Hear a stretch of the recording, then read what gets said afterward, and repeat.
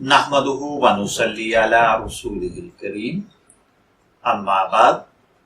अस्सलामु अलैकुम प्यारे दोस्तों, आपके favourite Islamic informative channel Furqan TV से आपकी खिदमत में हाजिर हैं। हमारा आज का मौजू गुफ्तगू हुजूर नबी अकरम सल्लल्लाहु अलैहि वसल्लम के वालिदैन के मुताल्लिक अकायद हैं।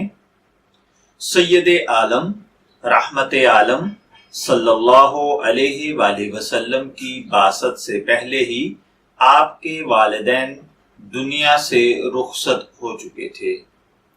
इन दोनों ने आपकी नबूवत का जमाना नहीं पाया, ताहम उनके ईमान लाने के मुताल्लिक मुतअद्दिद रवायात पाई जाती हैं। जैसा कि सैयदा आयशा सिद्दीका रज़ी अल्लाह ताला अन्हा से रिवायत है कि रसूलुल्लाह सल्लल्लाहु अलैहि वसल्लम ने अपने रब से इल्तिजा फरमाई कि मेरे वालिदैन को जिंदा फरमाना कि वो ईमान की दौलत से मालामाल हो जाएं। चुनाचे अल्लाह ताला ने दोनों को जिंदा किया, वो ईमान लाए और फिर फोत हो गए।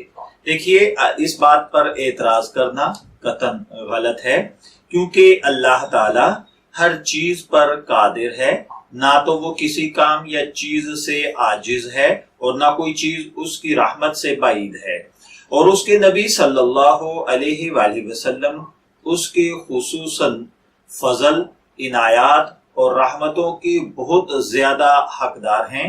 वो अपने फजल से जिस नेमत से चाहे आप सल्लल्लाहु अलैहि वसल्लम को नवाज दे। एक रिवायत में है कि सैयदा आयशा सिद्दीका रज़ी अल्लाह ताला अन्हा बयान करती हैं कि हम रसूलुल्लाह सल्लल्लाहु अलैहि वसल्लम के हमरा जब हज्जतुल विदा के लिए गए, आप अपनी वालिदा मोहतरमा की कब्र के पास से गुजरे तो आपकी आंखों से आंसू जारी हो गए थे। आप परेशान थे। आपको रोता देखकर मैं भी रोने लगी। थोड़ी सी देर बाद आपका चेहरा खिल गया और मुस्कुराहट आपके होंठों पर खेल रही थी। मैंने अर्ज किया, आप पर मेरे माँ बाप कुर्बान हों, आपकी परेशानी और गम और रंज सुरूर और खुशी में कैसे बदल गया। आपने फरमाया, मेरी गुजारिश पर अल्लाह ताला ने इन दोनों को जिंदा किया और मुझ पर ईमान लाने के बाद फिर दोनों फोत हो गए। हजरात उलमा इकराम और दीगर लोग जो हैं वो इसके ऊपर यही बयान फरमाते हैं। लिहाजा इस हवाले से प्यारे भाइयों, हमारा अकीदा भी यही है कि अल्लाह ताला ने उनको ईमान की दौलत से नवाजा है।